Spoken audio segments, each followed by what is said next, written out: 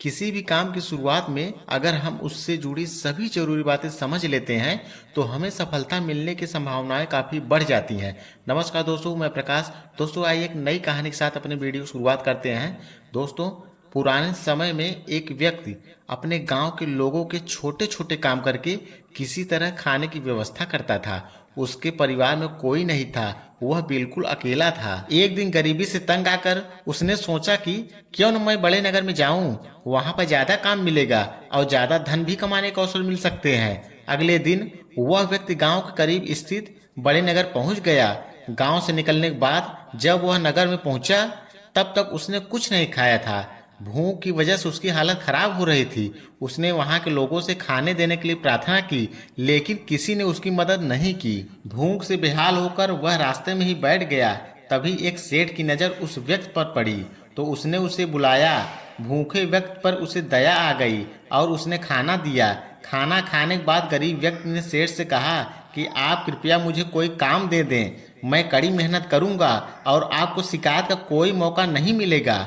सेठ ने उसे अपने यहाँ काम पर रख लिया। वह लकड़ियों का व्यापार करता था। सेठ ने व्यक्ति से कहा, जंगल में पेड़ काटने का काम है, तुम चाहो तो ये काम कर सकते हो। गरीब व्यक्ति इस काम के लिए तैयार हो गया। अगले दिन सेठ ने उसको नई कुल्हाड़ी दी और अपने बाग में उसे बता दिया कि कौन कौन से पेड़ काटना है। गरीब व्यक्ति की नौकरी का पहला दिन था। वह जोश में था। उसने दिन भर में 15 पेड़ काट दिए। अच्छा काम देखकर सेठ खुश था। दूसरे दिन व्यक्ति सिर्फ 10 ही पेड़ काट पाया।